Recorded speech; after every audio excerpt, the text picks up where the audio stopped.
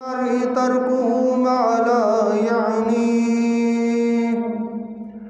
قسم کی حمد و ثنا اللہ وحدہ لا شریک کی ذات اقدس کے لیے خاص ہیں۔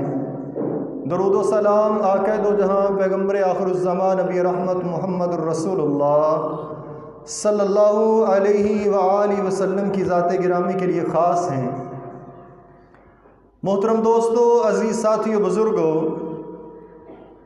اللہ تبارک و تعالیٰ کے ہمارے اس وجود پر بے شمار احسانات، انعامات ہیں۔ بے شمار نعمتوں سے اللہ تبارک و تعالیٰ نے ہمیں اس جسم اور باڈی کے لحاظ سے نوازا ہوا ہے، اور اس میں اللہ تبارک و تعالیٰ نے ایک بہت بڑی جو نعمت انسان کو دی ہوئی ہے وہ ہے زبان، جس کے اندر اللہ تبارک و تعالیٰ نے قوت گویائی رکھی ہوئی ہے، بولنے کی طاقت اور سکت رکھی ہوئی ہے۔ اور یہ زبان جسم اور گوشت کا ایک ٹکڑا، اور اس کے اندر بولنے کی صلاحیت اور طاقت اگر رکھی ہے تو اللہ رب العالمین کی ذات نے رکھی ہوئی ہے۔ ورنہ آپ گونگوں کو بھی دیکھیں گے تو ان کے منہ میں بھی بالکل ہماری زبان جیسی زبان ہے، لیکن وہ بات کرنے سے قاصر ہیں، بولنے سے قاصر ہیں۔ وجہ کیا ہے کہ اللہ تبارک و تعالیٰ نے ان کے اندر قوت گویائی رکھی نہیں ہے۔ اب سائنسدان جو ہیں وہ انسانوں اور حیوانوں کی تقسیم دو طرح سے کرتے ہیں۔ کہتے ہیں ایک حیوان ناطق ہے اور دوسرا حیوان غیر ناطق ہے۔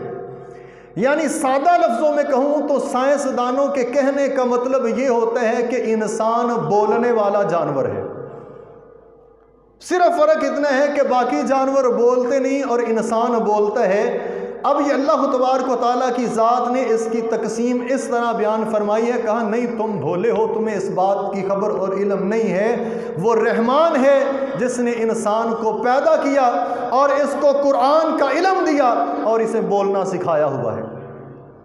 یہ اللہ تبارک و تعالیٰ کا خاص فضل اور کرم ہے، اللہ کی خاص عنایت ہے کہ انسان بولنے کی صلاحیت اور طاقت رکھتا ہے، جس کے ذریعے سے اپنے معافی ضمیر کو، اپنے دل کی آواز کو، اپنے جذبات کی ترجمانی کو اور اپنے الفاظ کو عملی جامہ پہناتے ہوئے آواز کی صورت کے اندر انسان ادا کرتا ہے اور دوسرا انسان اس کو سنتا سمجھتا ہے۔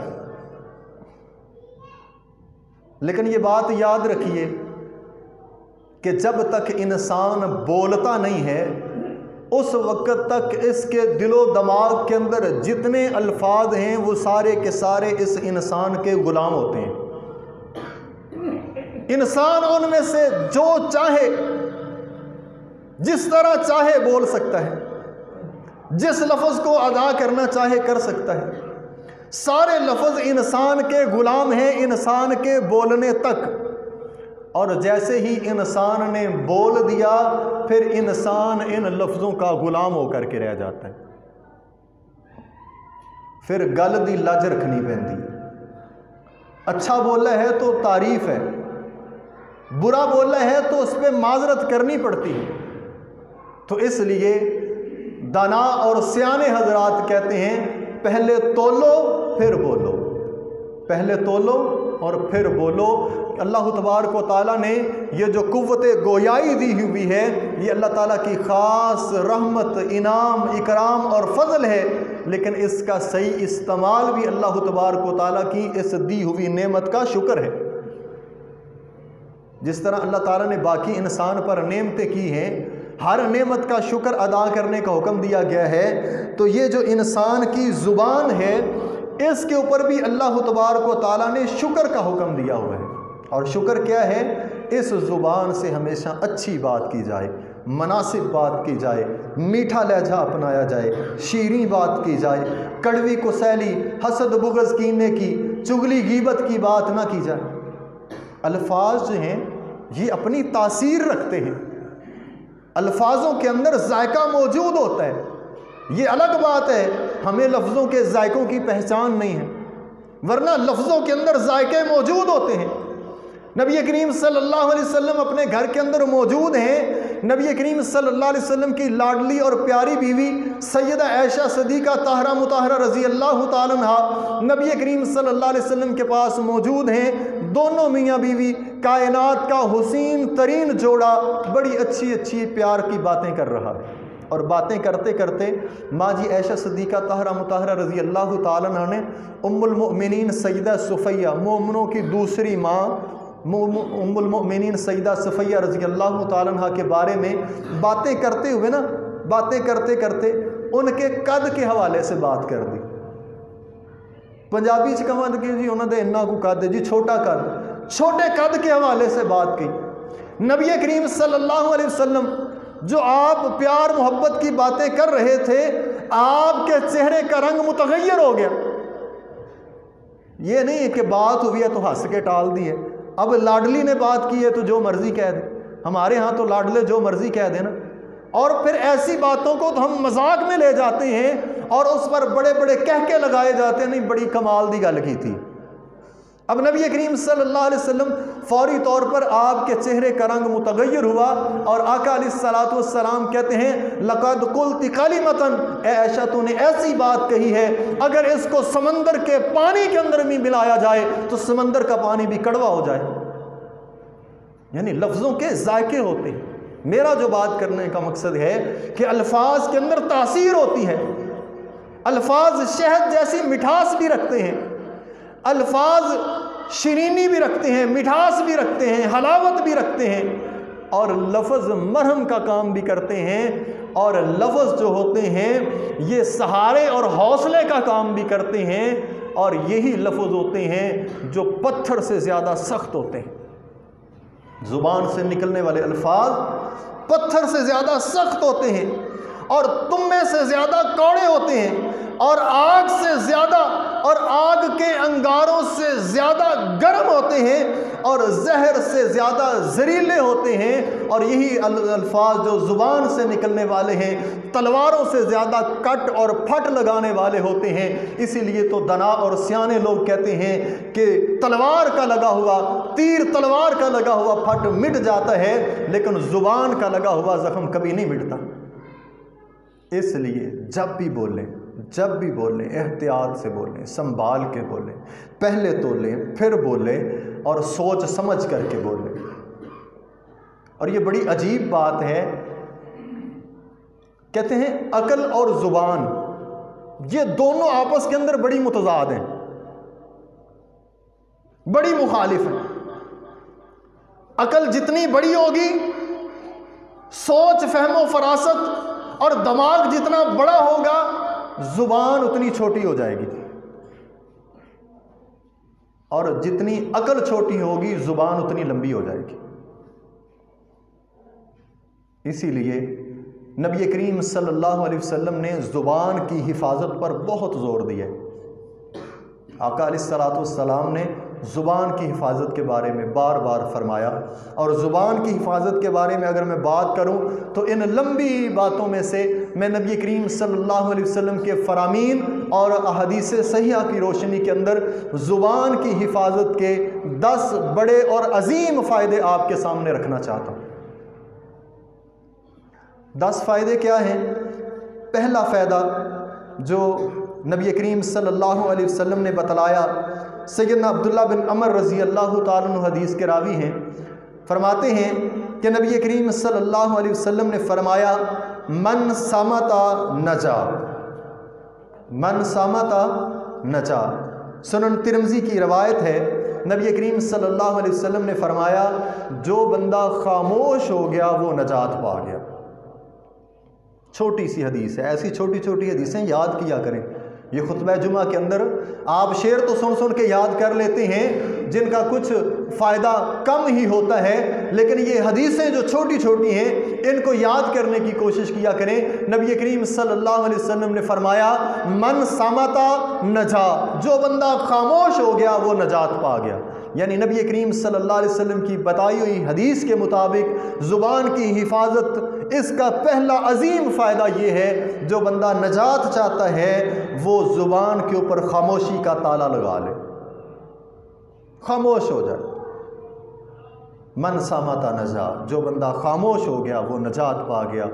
اور دانا لوگ کہتے ہیں جب مشین کے پرزوں کو زنگ لگتا ہے تو مشین کے پرزے آواز دینے لگتے ہیں، اور جب دماغ کو زنگ لگتا ہے تو زبان بولنا شروع ہو جاتی ہے۔ دوسری حدیث، جنت کی ضمانت، فائدہ زبان کی حفاظت کا دوسرا، جنت کی ضمانت۔ سیدنا سہل بن سعد رضی اللہ تعالیٰ عنہ حدیث کے راوی ہیں، اور صحیح بخاری کی حدیث ہے۔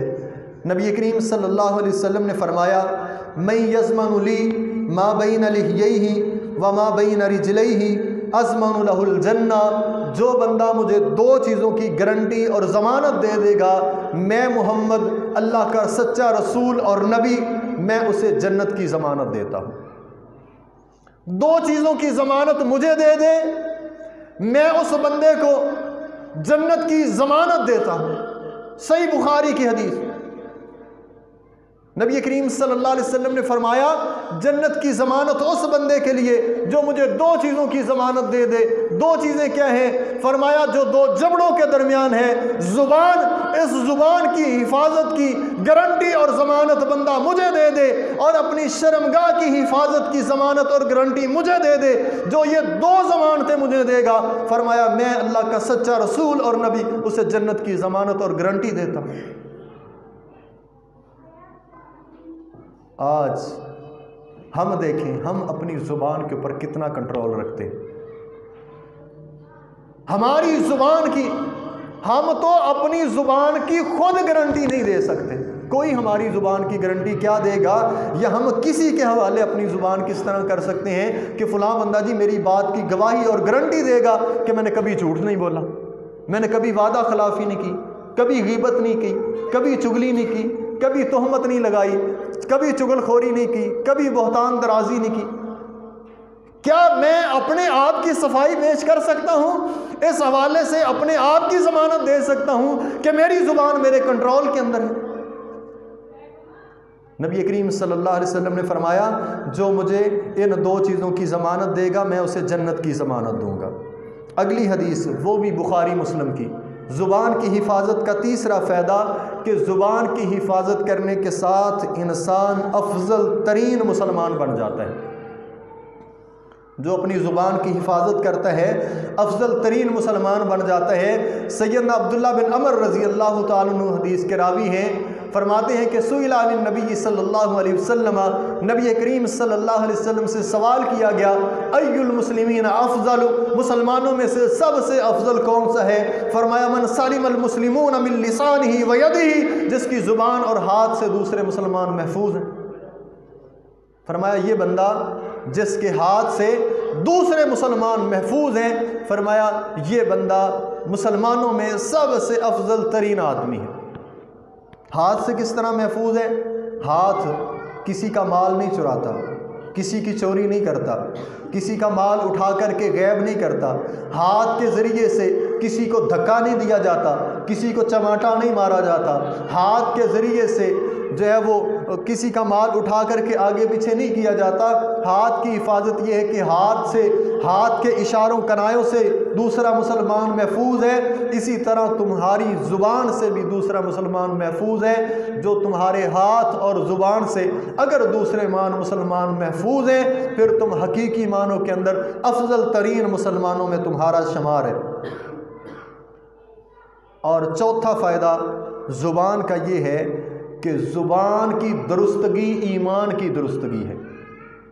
زبان کی درستگی ایمان کی درستگی ہے۔ جس کی زبان درست ہے اس کا ایمان درست ہے، اور جس کی زبان درست نہیں ہے اس کا ایمان درست نہیں ہے۔ نبی کریم صلی اللہ علیہ وسلم کا فرمان ہے، سیدنا انس بن مالک رضی اللہ تعالیٰ عنہ حدیث کے راوی ہیں، اور یہ حدیث مسند احمد کے اندر ہے۔ نبی کریم صلی اللہ علیہ وسلم نے فرمایا، لا یستقیم ایمان عبد حتی یستقیم قلبہ ولا یستقیم قلبہ حتی یستقیم لسانہ۔ سیدنا انس فرماتے ہیں کہ نبی کریم صلی اللہ علیہ وسلم نے فرمایا، تم میں سے اس وقت کسی بندے کا ایمان درست نہیں ہو سکتا جب تک اس کا دل درست نہیں ہے۔ فرمایا اس وقت تک کسی کا ایمان درست نہیں ہو سکتا جب تک اس کا دل درست نہیں ہے۔ فرمایا وَلَا يَسْتَقِيمَ قَلْبُهُ حَتَّى يَسْتَقِيمَ لِسَانُهُ، اس وقت تک کسی کا دل درست نہیں ہو سکتا جب تک اس کی زبان درست نہیں ہو جاتی۔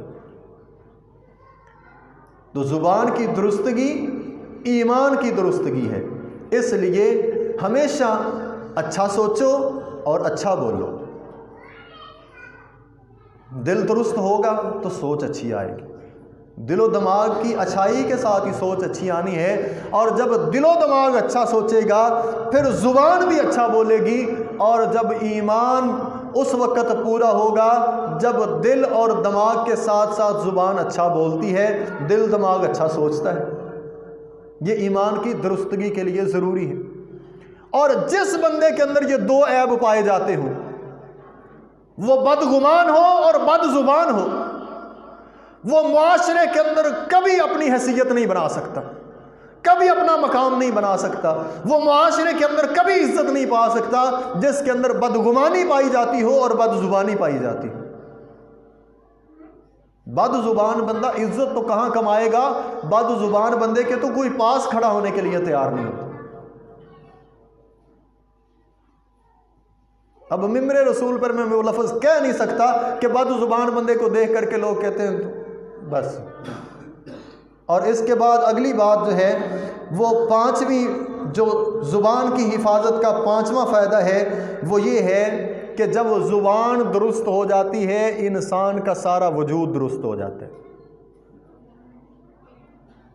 پہلا فائدہ نجات ملے گی زبان کی حفاظت کے ساتھ، دوسرا فائدہ جنت کی ضمانت ہے، تیسرا فائدہ افضل ترین مسلمان وہ ہے جو زبان کی حفاظت کرتا ہے، چوتھا فائدہ زبان درست ہے ایمان درست ہے، اور پانچواں فائدہ یہ ہے کہ اگر زبان درست ہے تو پورا وجود درست ہے۔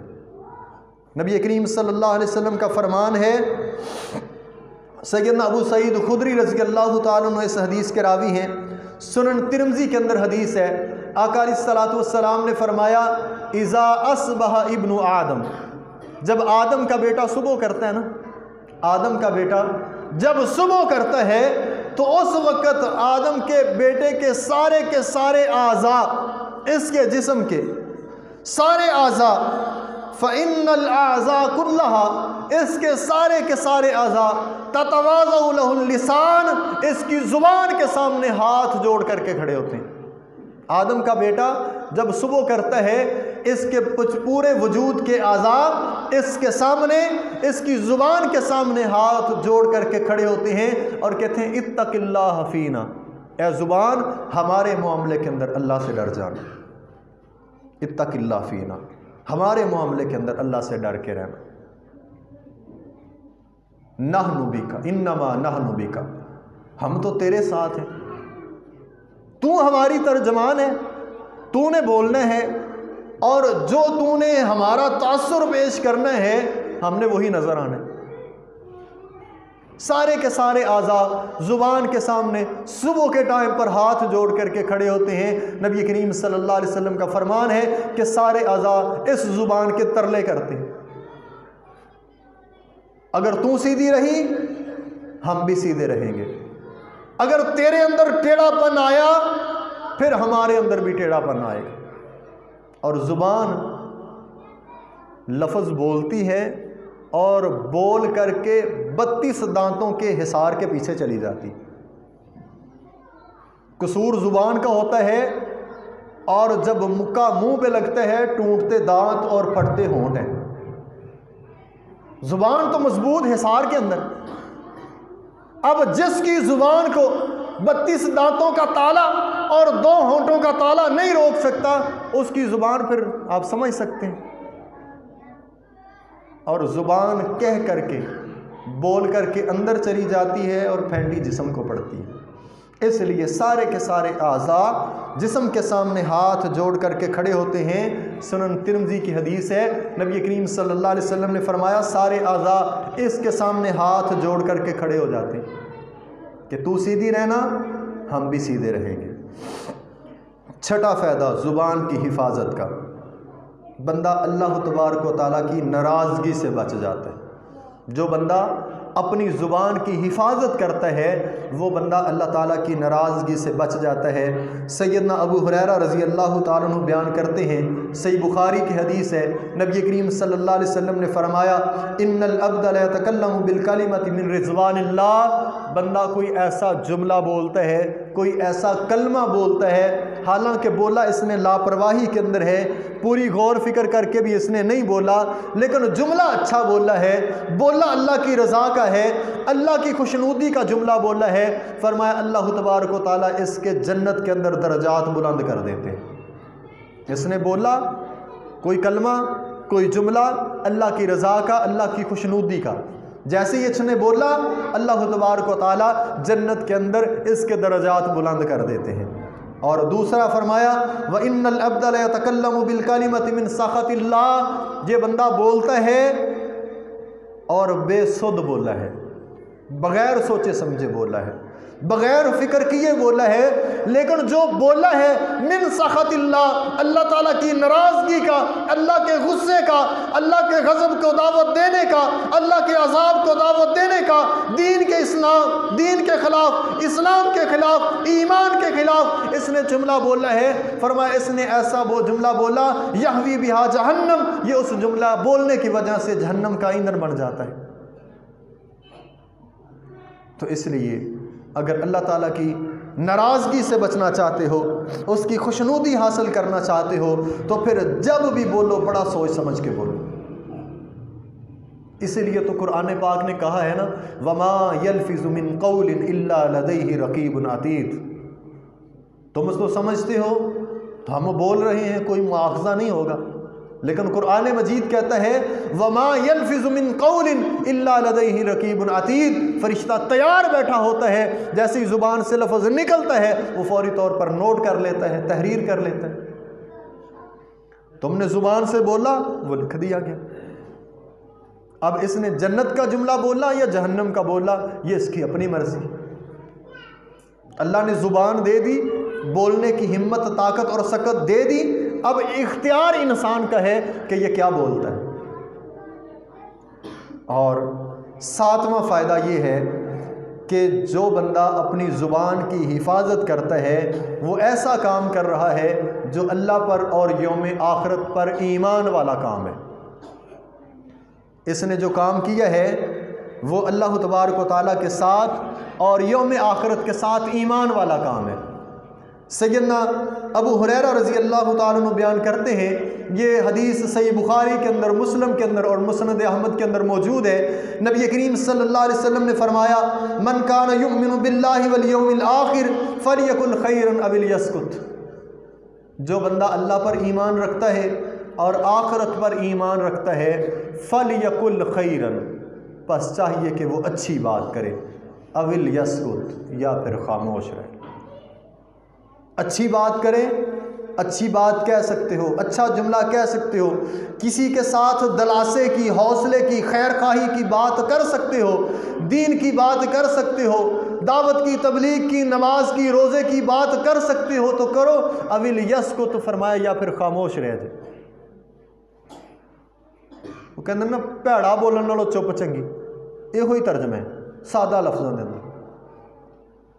فرمایا جو اللہ پر اور یوم آخرت پر ایمان رکھتا ہے اس کو چاہیے کہ وہ اچھی بات کرے یا پھر خاموش رہے۔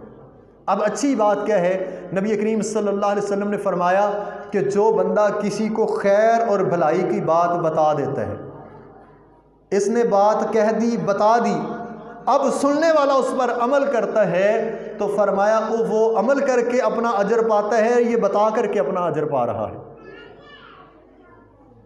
اور ہمارے ہاں بتانے کے لیے ہوتا ہے فلاں کی چگلی، فلاں کی غیبت، فلاں کے بارے میں کان کرتے نے کوئی گل دسا، بڑی گل ہے، کسی کی عزت اچھالنے کی، کسی کی غیبت کرنے کی، کسی کی چگلی کرنے کی، آگ لگانے کی۔